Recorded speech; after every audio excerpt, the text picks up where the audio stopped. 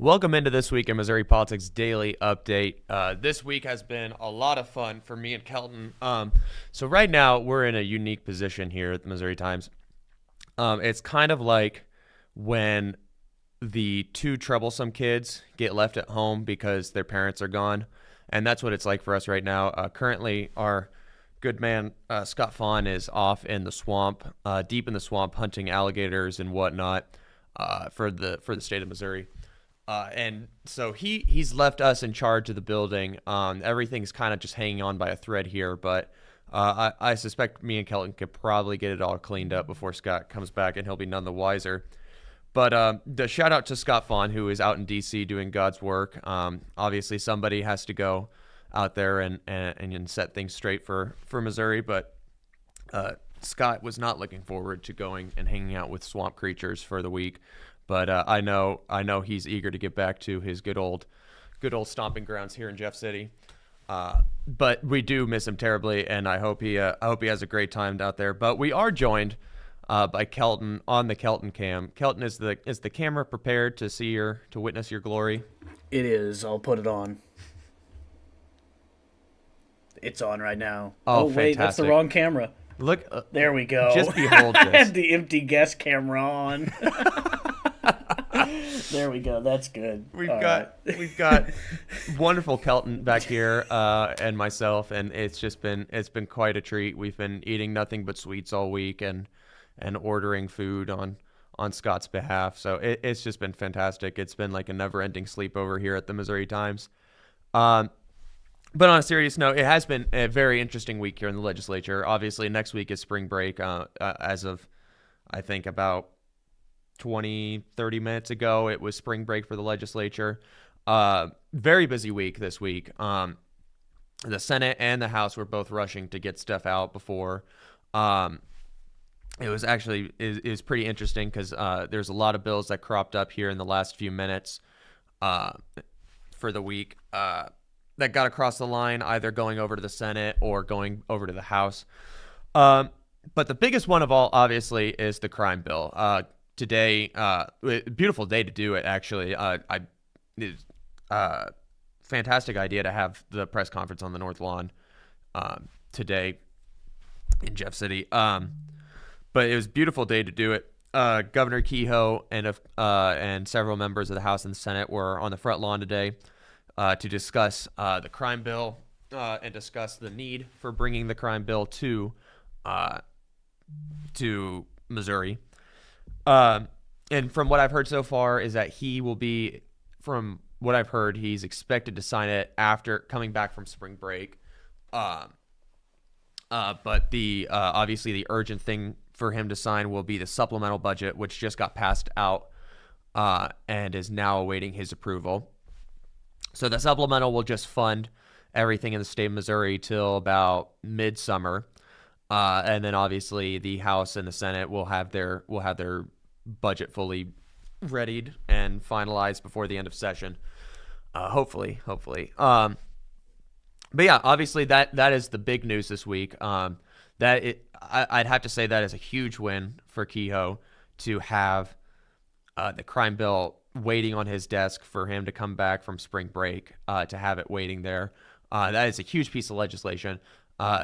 You got to give credit where credit is due. Senators Nick Schroer and Senator Travis Fitzwater and Representative Brad Christ, I had seen them work their tails off these past few months in the legislature, just working to make sure that bill got across the line. Obviously, huge shout out to Senator Carla May, who stood her ground and defended her view on being against the crime bill. But also standing up for her constituents. That was just if you weren't there, if you didn't listen in, that was a really big night for the Senate, and I thought they handled it very well. But that is a huge win for Governor Kehoe to have that ready for him for coming back from spring break. But yeah, major capstone legislation right there. But yeah, there's also been some other stuff. Open enrollment, the open enrollment bill, which has been floating around for the past few years, is sent back to the Senate, or sent over to the Senate for further debate. The question right now is it going to pass? Kelton, Kelton, with your illegal sports book, um, until the fall probably. What would you give the odds on that? Because obviously this has been kind of hanging around for the past few years. Do you as an illegal sportsbook operator, do you hear much from the people on whether or not you think this is going to get passed? I think the odds are a little low on this You one. think so? Yeah, it's interesting. I think the odds are a bit more favorable this year. School choice has become a lot more popular over the past couple years, especially after COVID. That was a really big issue for a lot of people. It's definitely become a fight in the legislature. Not like real serious like the crime bill or some others, but you definitely do see kind of the dividing lines in the majority party. You definitely see a lot of the rural Republicans, voice some concerns about the effects that school choice can have on their districts. But you also you hear a lot from the suburban Republicans. But school choice people have some arguments. Obviously, COVID was bad for schools. It was bad for everybody in general, but COVID was real bad for schools. And I definitely understand why a lot of people over the past couple of years have really rethought what education should be in the state of Missouri and in other states. Obviously, Texas is having some debates about it. A couple other states have, I think, passed it through so far, whether it be really large expansions of school choice or whether it be just simple voucher programs. Um, but yeah, I think COVID has really pushed a lot of people to it at this point to either be really pro homeschool or really pro school choice, just so that they don't have to see their kids stuck in those schools anymore. But I do understand where the feelings come from. I really do understand. I don't come from rural Missouri. I come from Jackson County, obviously, which is it has some rural parts in it, I guess. Well, not I guess. It actually does really do. But it's I I do really understand the concern that a lot of the rural Republicans have in it. I understand that there's some questions about funding, which is obviously a big thing that came up this year with the funding formula that Governor Kehoe brought up in his State of the State, and with a couple of the other issues that have come up with schools, and where they're going to get money from and how much they're going to get. So yeah, I definitely do see both sides of the argument there. Will open enrollment pass? I have no idea. It's been floating around. It's kind of I could see it having a decently better chance this year than the past years, just because of the national movements, from both voters and from who the voters have been sending to the Capitol. But it's going to be interesting. It's going Kehoe's obviously open to school choice stuff. To what degree, I'm not too sure yet. But it is going to be interesting to see how that goes. Yeah, so I'd say Kelton is a bit more the pessimistic side on this, and I'm a bit more of the optimistic in terms of whether it gets passed or not. So it'll be interesting though. But that's a pretty big bill. Another big one right now, obviously, is the argument with Prop A. Right now, as of yesterday, the courts had their first hearings for Prop A. That's a real big issue for a lot of business owners. It's also whether they're for or against it. That is a big issue for a lot of them. But the House actually just sent the Senate the Prop A legislation that Representative Sherry Gallick has, which basically would just delay the implementation of Prop A for some time. And the interesting part was that the House tried to attach an emergency clause to the Prop A legislation, which I was sitting up in the House gallery and I was talking to some people, and I wasn't entirely sure, why some people were pretty keen on it. So I was talking to some people, and they did make it known to me why they thought it was important. And so after hearing a couple of their arguments, I understood why it was kind of a big deal to some people. But the emergency clause was voted down. It was actually pretty entertaining. Representative Carrie Engel and Representative Sherry Gallick had a pretty fun little exchange there on the House floor together. which is pretty entertaining. But so the Prop A legislation will be going to the Senate. I feel like the legislation there might depend on how the court rules. What do you think, Kelton? Do you think how the Supreme Court rules is going to determine what exactly is going to happen with that? I think once again the Supreme Court's going to decide what happens with another amendment this time around. Yeah. Yeah, so definitely I would keep an eye on what the Supreme Court is doing rather than the legislation right now, just because I think that's going to determine whether or not this continues on. But yeah, that'll be an interesting one to watch, especially after spring break. But another big piece of news is that Senator Searpoy's utility bill SB4 was passed out of the House today.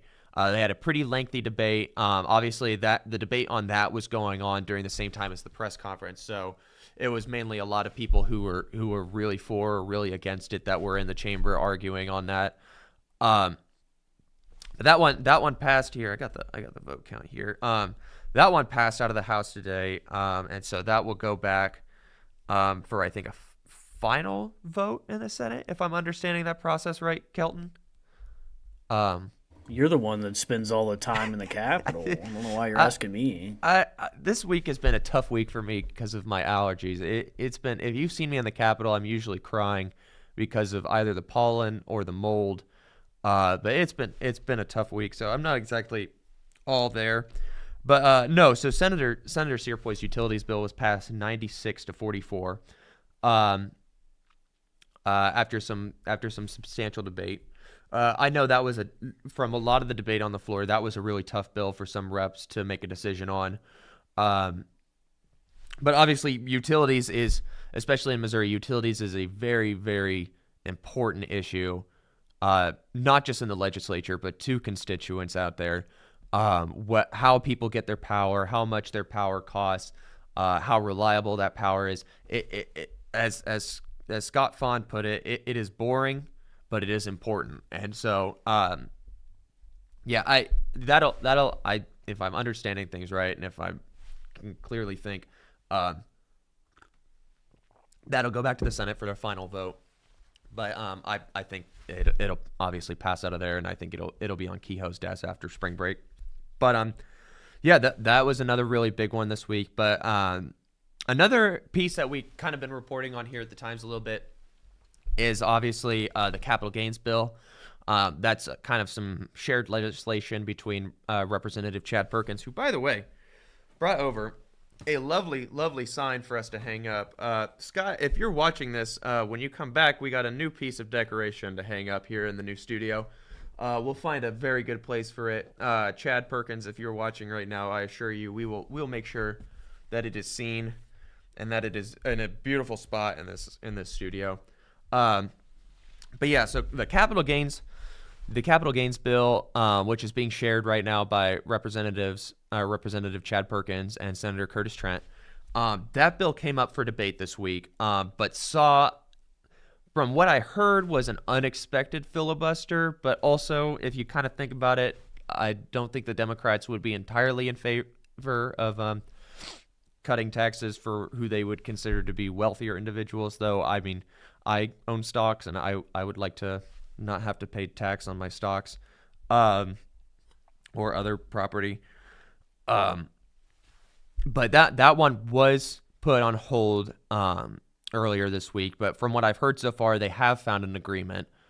We'll see when it comes back up for debate after spring break.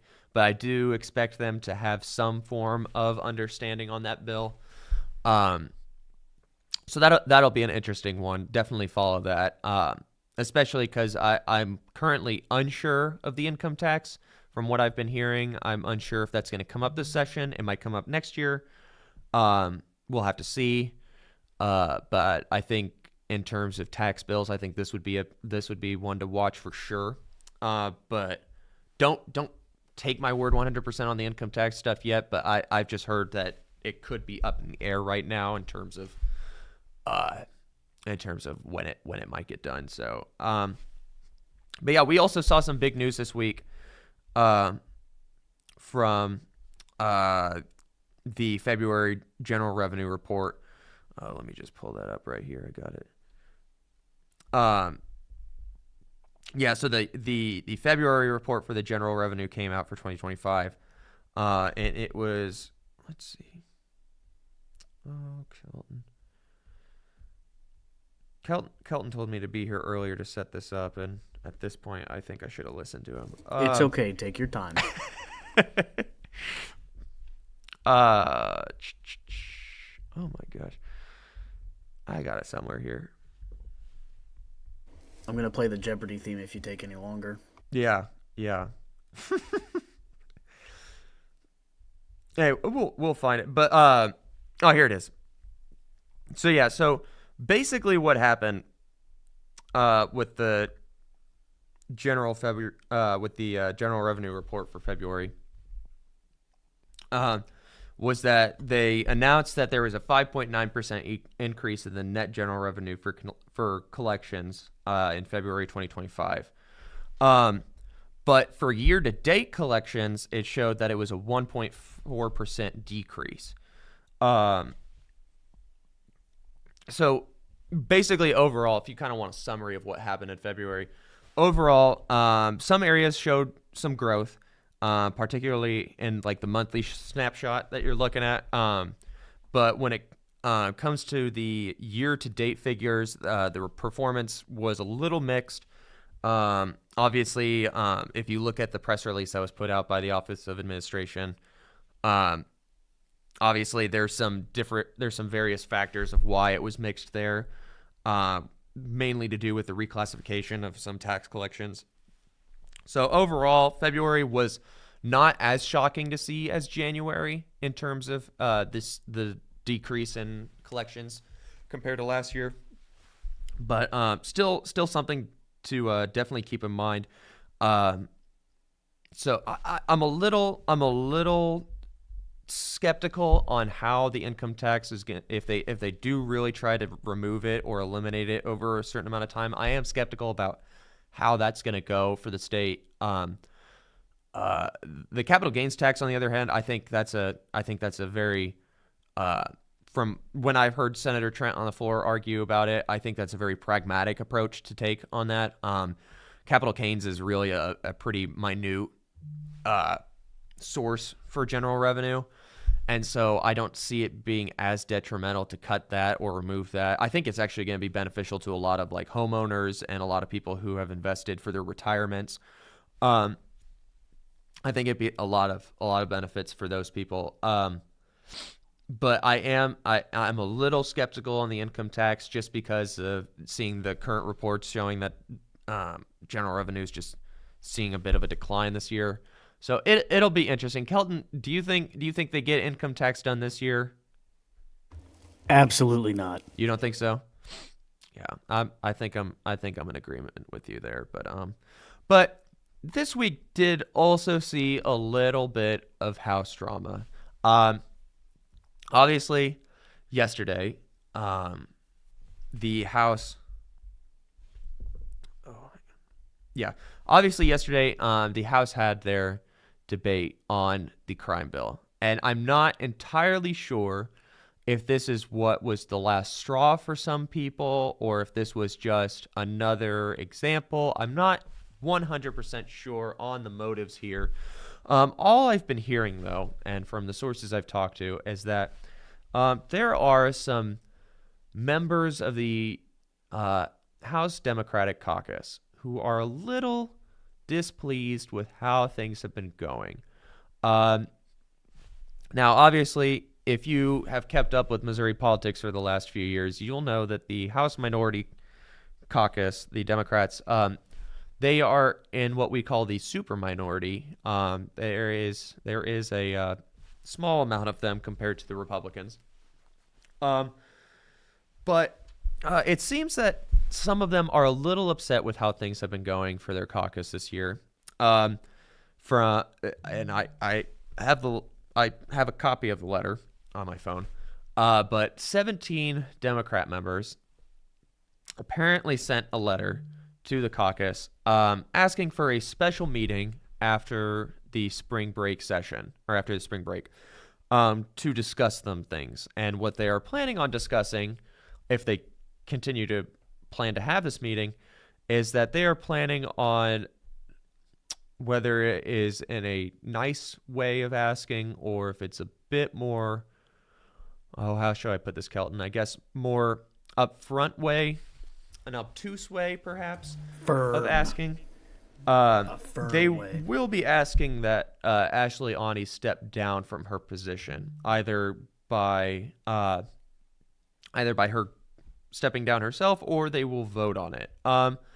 Now, when they sent the letter, there were some members of the House Democratic Caucus who were not fully aware of exactly what the letter was being sent to, what the letter was really wanting to do.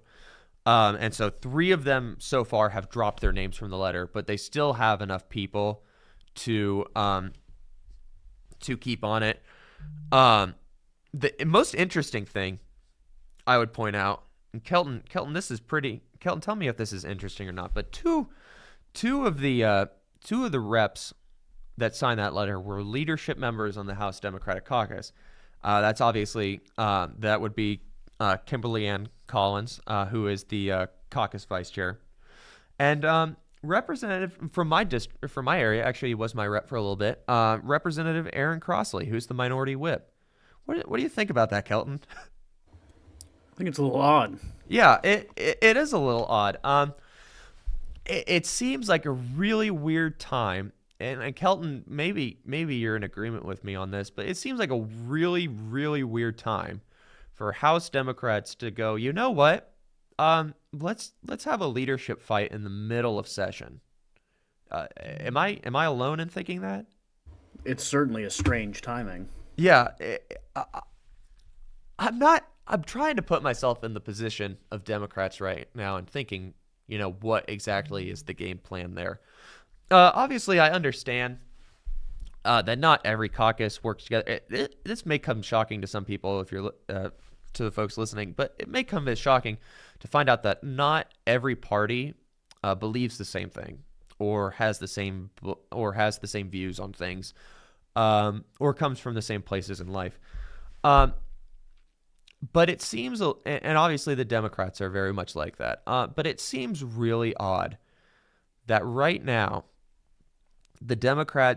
some Democrats are highly considering a leadership challenge against Ashley Ani, and this is just coming from me watching on the outside of things, whom I have seen so far, from what I've seen, from what I've heard, I think Ashley Ani has done a pretty decent job for the position that Democrats are in the House, of keeping Democrats in the conversation on some of these things. I mean, yesterday during the House debate, I can't remember which rep it was, but one Democrat rep stood up and basically thanked Speaker Patterson for helping to keep the Democrats in the conversation on the crime bill, which obviously the crime bill did not go their way at all, and there are some very outspoken members of the Democratic caucus who are very opposed to the crime bill. If you listened or were in the House yesterday, you have known that.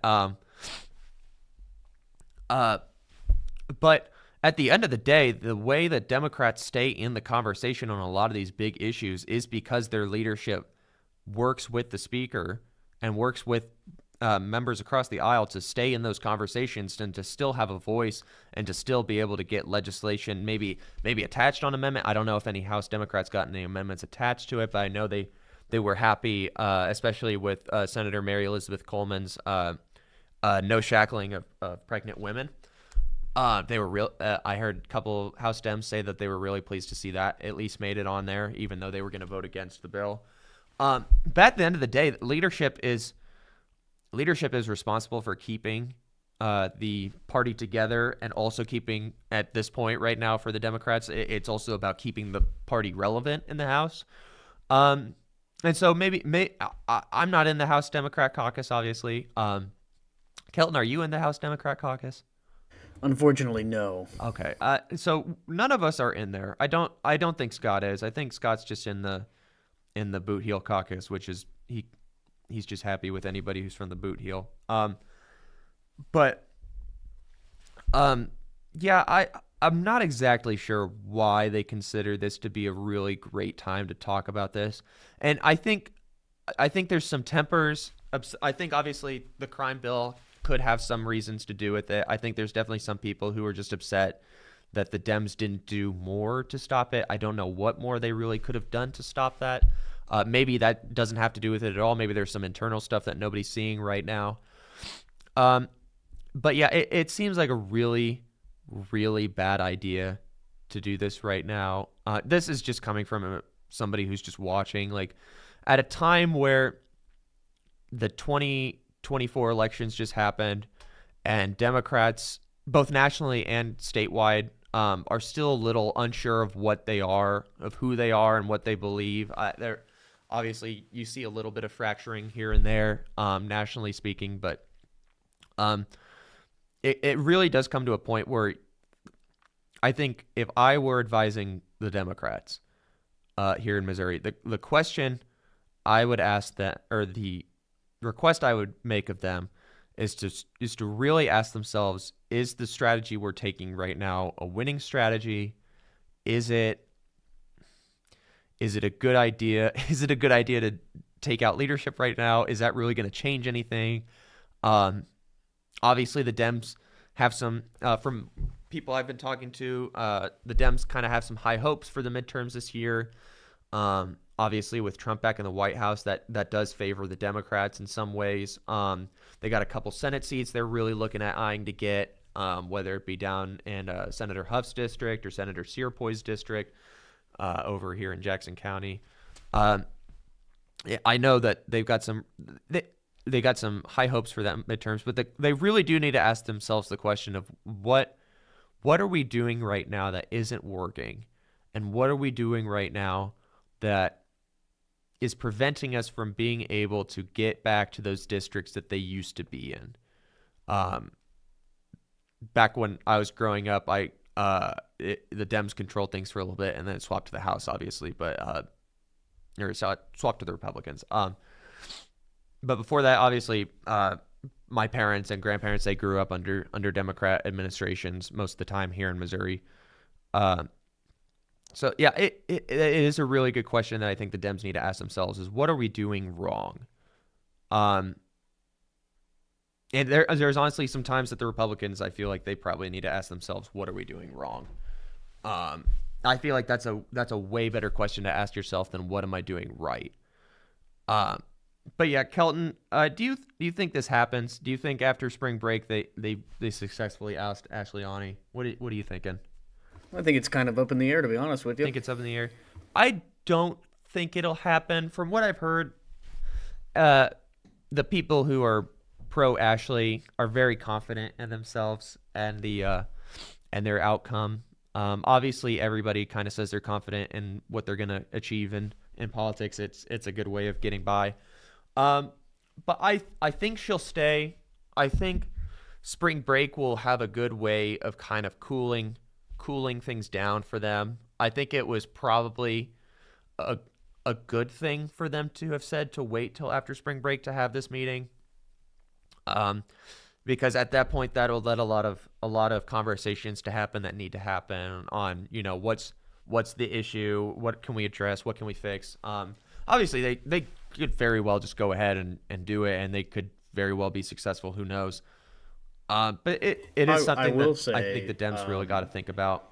It's not a good look when 3 people drop their name from the letter. Yeah, it really does show that maybe some people were convinced to do it who weren't fully. Maybe they were told differently. Maybe they knew full well that they were going to be doing it, and they didn't like the way that the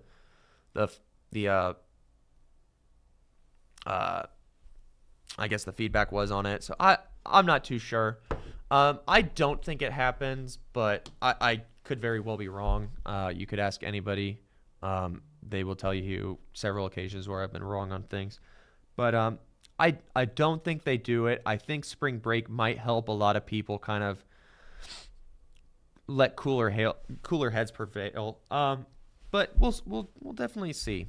We'll definitely see. It's definitely gonna be some little drama to watch here towards the second half of the session. But on that note, Kelton, if you were a if you were a House Dem and you were planning to oust your leader, where would you do it here in Jeff City? Fantastic segue. I would do it at the Courtyard by Marriott. There really is no better place to plan leadership coups than at the Courtyard by Marriott, because you can, if you, with the weather we've been getting in Jeff City, it's been fantastic. As much as my allergies have been killing me, the weather, it has been so nice to just sit outside for once.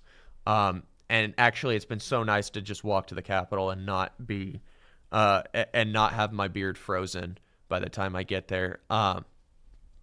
But yeah, if Kelton and I were planning a leadership coup, Scott, I hope you're not taking that the wrong way. If we were planning a leadership coup, I think I would want to do it at the Courtyard by Marriott, because I could sit out on the patio and I could have a drink, or you could sit in the amazing event space they got there, or in the little restaurant they have there. I think the Courtyard by Marriott is both an amazing place to bring your family into town and an amazing place to hold a leadership coup. But on that note, I would also, if I were planning a leadership coup and I needed the best internet to do it, Kelton, what internet would that be? Probably our folks up in the Great Northwest with Exactly. United Fiber. Exactly. If I were having to make calls or send emails or text messages, I would want the folks at the Great Northwest to provide me with that internet so that I could be initiating a leadership coup. But yeah, very busy week this week. Definitely keep an eye out for things. There might be some things happening during spring break. Maybe everybody's just really sick of the building and they just want to get out and not have to talk about politics for a little bit. I totally get it. I hope you have some great plans. Kelton, do you have any plans for spring break? Clocking in and going home. That's probably what I'll do too. Though in my free time, I might be reading the new book by John Combest, Creepers and Copers. It's a great read. I've been reading it here and there in the office, and it's John Combest is truly an author of our age. I would say close to Ernest Hemingway, maybe Mark Twain. He might actually be the newest Mark Twain, but truly a fantastic read. Definitely check out his website to find out how you can acquire such a copy of his latest novel. But I hope you guys have a fantastic spring break. Definitely keep your eyes and ears open for anything new coming from the Missouri Times, and also this week in Missouri politics. This Sunday, we'll have a really unique show with Scott and Senator Eric Schmidt and a couple others as well. I think Garrett Hawkins is also on that panel. I think that'll be a really great conversation to see. But definitely keep an eye out for that show on Sunday. And thank you so much for joining us today, and God bless.